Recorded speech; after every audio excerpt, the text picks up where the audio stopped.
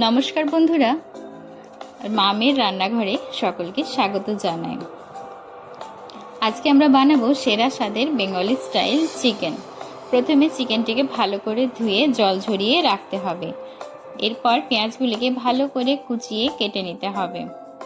কয়েকটি আলুকে কেটে জলে ভিজিয়ে রাখতে হবে যাতে কালো না হয়ে যায়। এরপর কড়াইয়ে তেল দিয়ে তাতে কেটে রাখা আলুগুলিকে তুলে একে একে গরম তেলে লবণ ও হলুদ দিয়ে ভেজে নিতে হবে।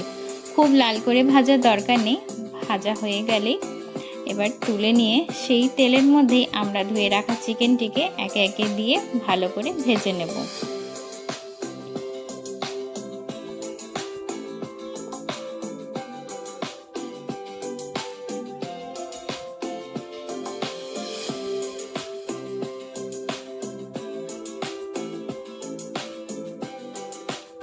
ভাজা হয়ে গেলেই আমরা তুলে রেখে নেব এবং সেই তেলে গোটা গরম মশলার মধ্যে তেজপাতা, শুকনো লঙ্কা, দারচিনি, এলাচ, গোলমরিচ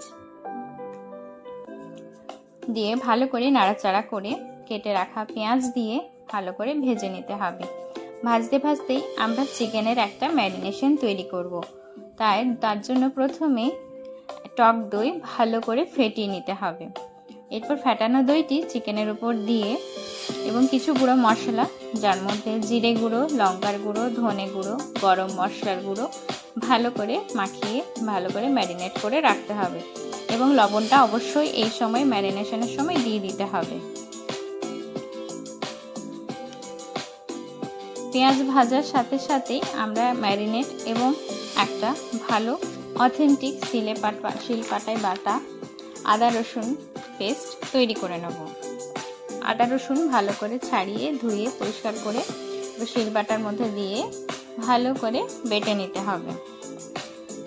শিলেবাটা মশলার গন্ধ ও স্বাদ দুটোই অনবদ্য।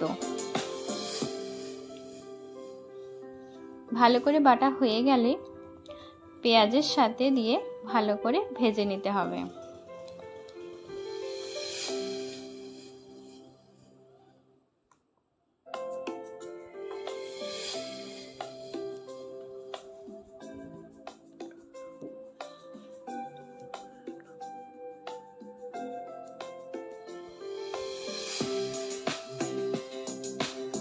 পেঁয়াজ, আদা, রসুন এইভাবে ভালো করে কষিয়ে দেখবেন গোটা ঘর খুব সুন্দর একটা গন্ধ মম করবে এবং এর সাথে সাথেই আমরা হলুদ গুঁড়োটাও দিয়ে দেবো। হলুদ গুঁড়োটি কিন্তু বারবারই আমি তেলের উপরেই দিচ্ছি যাতে রঙটা খুব ভালো আসে। ব্যাস কাঁচা গন্ধ চলে গেলেই আমরা ম্যারিনেট করা চিকেনটাকে দিয়ে দেবো এবং এরপরই নাড়াচাড়া করে একটু ঢাকা দিয়ে রাখবো যাতে তেলটা ভালো করে বেরিয়ে আসে। চিকেন ও আলুর থেকে এবং মশলার থেকে ভালো করে তেল বেরিয়ে আসবে এবং ভাজা ভাজা হয়ে উঠলে আমাদের চিকেন প্রায় অলমোস্ট রেডি হয়ে যাবে। চিকেনের তেল ছেড়ে আসলেই আমরা গোটা কাঁচা লঙ্কা ভালো করে দিয়ে গরম জল দিয়ে ভালো করে ফুটিয়ে নেব। ফুটন আসলেই আমরা ভালো করে ঢাকা দিয়ে নাড়াচাড়া করে ঢাকা দিয়ে রেখে দেব যাতে চিকেন ও আলুটি ভালো করে সুসিদ্ধ হয়ে ওঠে।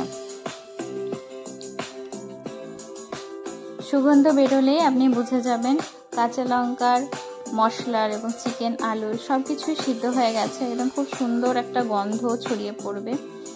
তখনই বুঝে যাবেন যে আপনার চিকেন, বেঙ্গলি স্টাইল চিকেনের রেসিপি একদম তৈরি এবং পরিবেশন করুন। আরও কিছুটা কাঁচা লঙ্কা ছড়িয়ে গরম গরম